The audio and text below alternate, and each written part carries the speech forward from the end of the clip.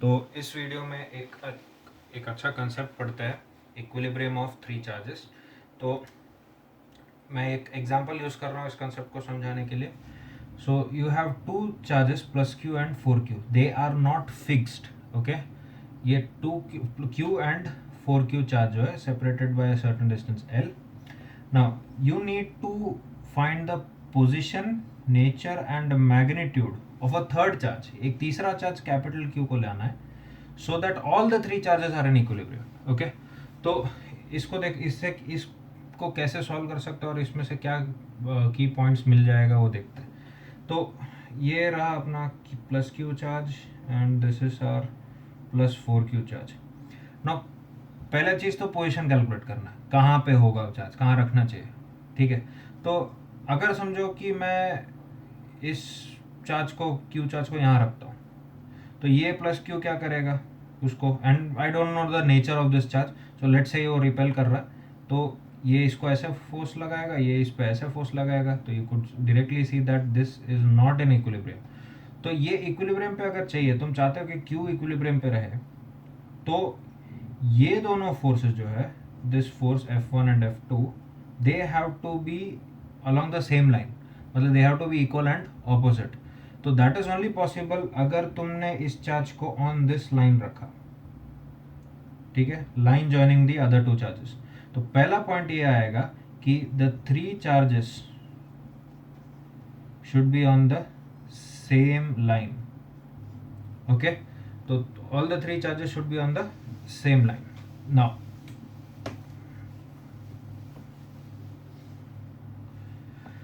अब ये वापस आता है, ये है अपना प्लस क्यू, ये है फोर क्यू, एंड यहाँ पे कहीं पे अपने को कैपिटल क्यू को रखना है। ठीक है, तो देखो अब इस लाइन पे तीन रीजन है, रीजन 1, 2 एंड 3। तो इन तीनों रीजन में से कहाँ रख सकते हैं वो देखते हैं। ऑलराइट, नाउ सबसे पहली बात ये समझना है कि ये क्यू और ये फोर क्यू एक दूसरे पर रिपेल कर रहा है। तो ये जो क्यू है, ये क्यू है, वो फोर क्यू को क्या कर रहा है, रिपेल कर रहा है। ओके, तो थर्ड चार्ज को कहाँ रखना होगा, कहाँ ऐसे रखना होगा सो दैट फोर क्यू को वो क्या करे, अट्रैक्ट करे, या फिर ऐसे रखना होगा कि उसके वजह से जो फोर्स है that should be in this direction.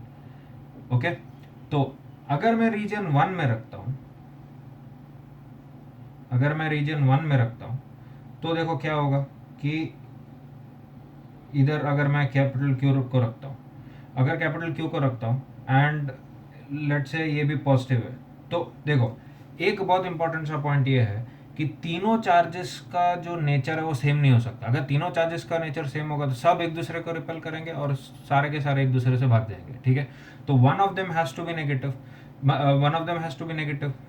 तो ये जो अगर देख सकते हैं कि ये दोनों पॉजिटिव है, तो क्यू क्या होगा, नेगेटिव ही होगा।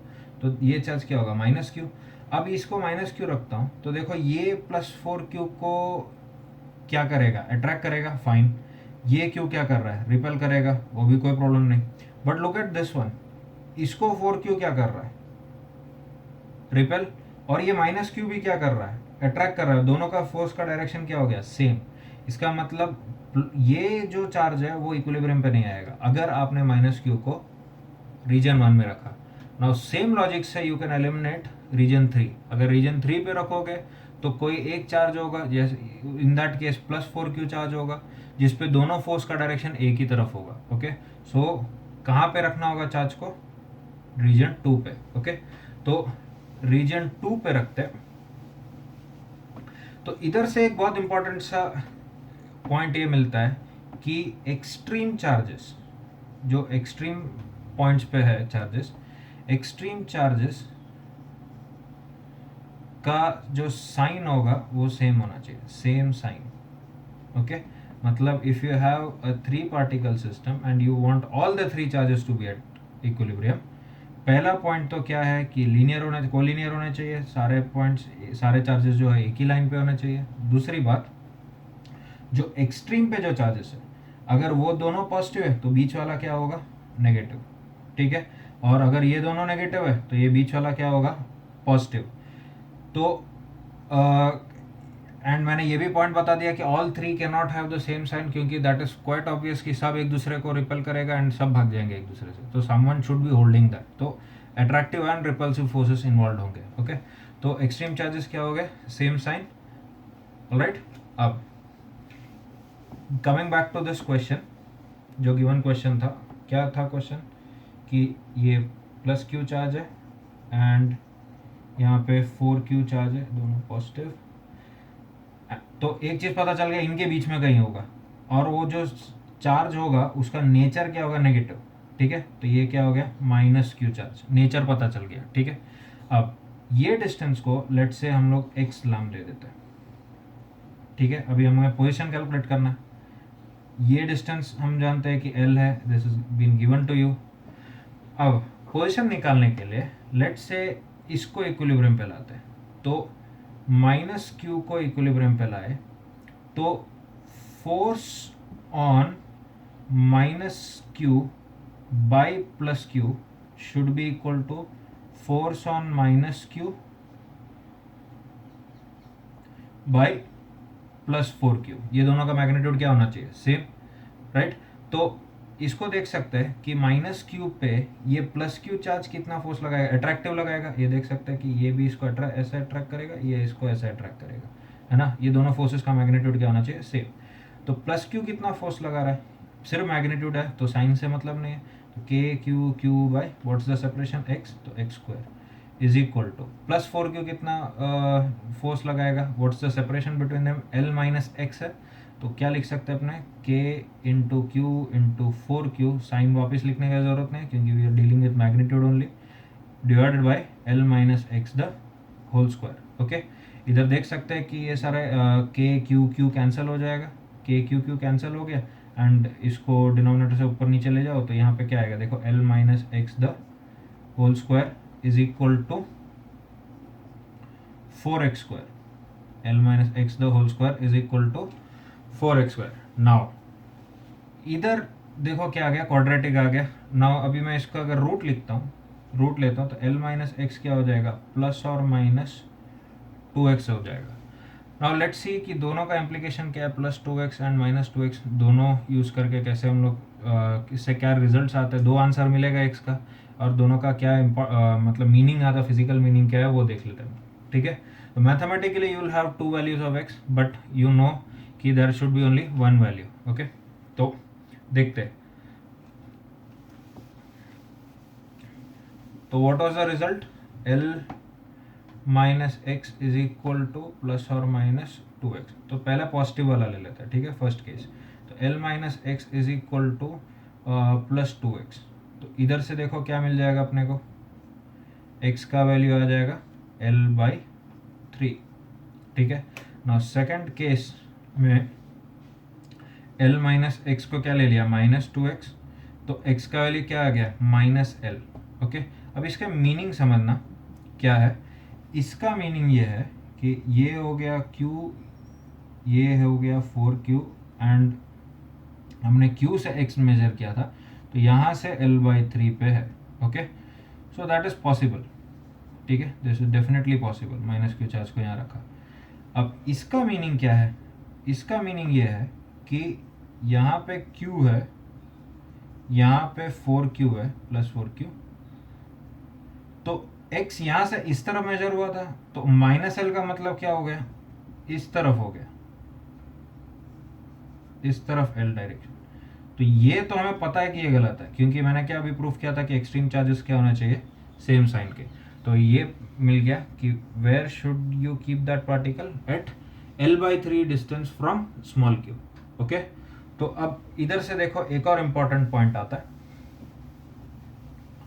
एक और इम्पॉर्टेंट पॉइंट क्या आ रहा है कि ये q है, ये 4q है एंड ये q से l/3 डिस्टेंस पे है ना, -q को रखा, तो यहाँ से कितना डिस्टेंस होगा, 2l/3।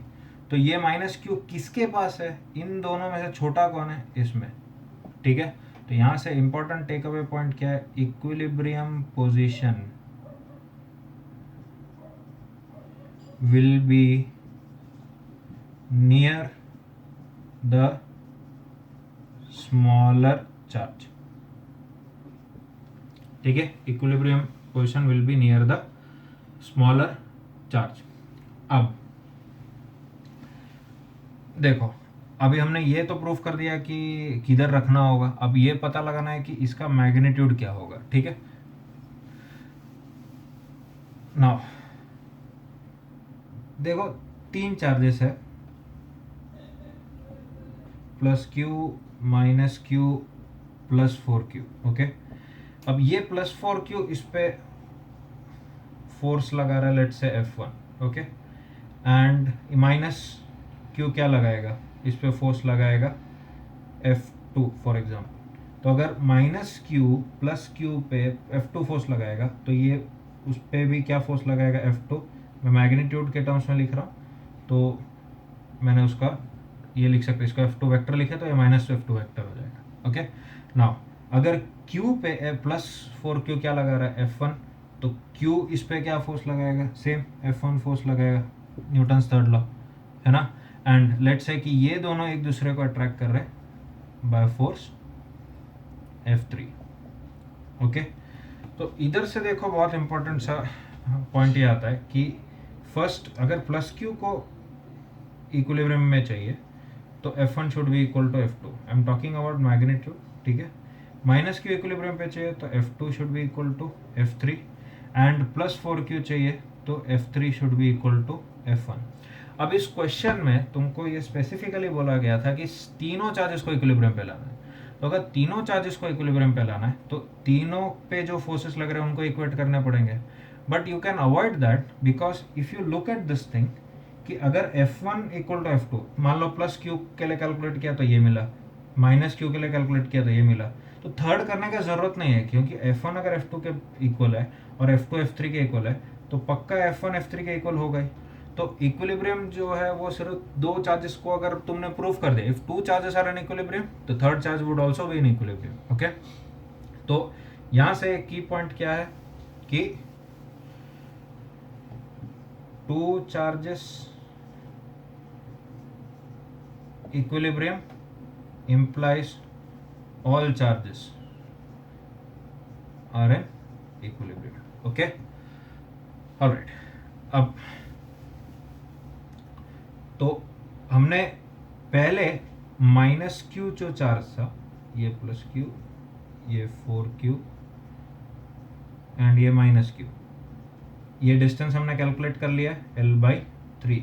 ओके, अब हमने माइनस क्यू चार्ज को ऑलरेडी इक्विलिब्रियम पे रख के वो इक्वेशन सॉल्व कर लिया. तो अभी इन दोनों में से कोई, बाकी दोनों में से किसी एक को करने की जरूरत है. लेट्स से इसको ले लिया, तो इस पे माइनस क्यू कितना फोर्स लगा रहा है, माइनस क्यू कितना फोर्स लगा रहा है, अट्रैक्ट कर रहा है इसको ऐसे, और प्लस 4Q क्या फोर्स लगा रहा है ऐसे. ये F1 था, इसको नाम दे देते F2. ओके, तो F1 should be equal to F2. अब F1 का वैल्यू क्या होगा, KQ into 4Q by what's the separation between them, L. इनके बीच का सेपरेशन तो L है ना, तो L² is equal to F2 कितना है, KQ इंटू कैपिटल Q. देखो माइनस नहीं डाला क्योंकि सिर्फ मैग्नीट्यूड लिख रहा हूँ, divided by what's the separation, L/3 का स्क्वायर. ओके, तो here you can see that यहाँ पे बहुत सारी चीज़ें कैंसिल हो जाएंगे. ये देखो K कैंसिल हो गया, एक Q कैंसिल हो गया, ये L² कैंसिल हो गया. यहाँ पे देखो क्या आ जाएगा, 9 ऊपर गया तो 4Q is equal to 9Q. ठीक है, तो इम्प्लाइज कैपिटल Q क्या हो गया, 4/9 टाइम्स Q. Okay, alright. तो वापिस एक छोटा सा रिकैप कर लेते हैं इसी क्वेश्चन का. तो पहला चीज क्या पूछा था तुमने, पोजीशन पूछा था. तो पोजीशन क्या है, L/3 from plus Q. Okay, between plus Q and plus 4Q. Okay, उसके बाद क्या पूछा था, नेचर. तो नेचर क्या होगा, नेगेटिव. ओके, उसके बाद क्या पूछा था कि मैग्नीट्यूड. तो मैग्नीट्यूड कितना आया, 4/9 times, sorry 4/9 times Q. Okay, so ये हमने प्रॉब्लम सॉल्व कर लिया। अब इस प्रॉब्लम को सॉल्व करते समय जो भी इम्पोर्टेंट की पॉइंट्स थे वो सारे की पॉइंट्स को एक बार और रिकैप कर लेते। तो पहला पॉइंट क्या था, फर्स्ट पॉइंट क्या था, same line, all 3 charges should be on the same line. Okay, second point क्या था, extreme charges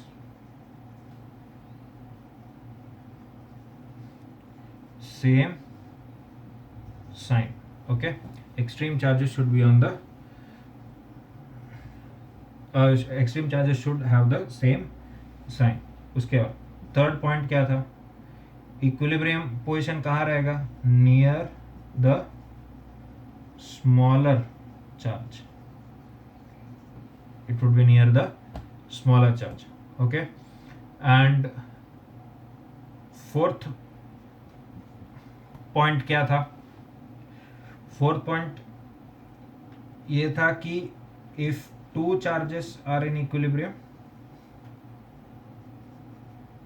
implies all are in equilibrium। Okay, now एक और पॉइंट मैं बता देता हूं, इसका नेचर ऑफ इक्विलिब्रियम क्या रहेगा। ये 3 चार्जेस का जो सिस्टम का जो नेचर है of equilibrium, that would be unstable.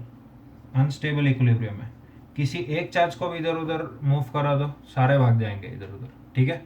So the system is in unstable equilibrium.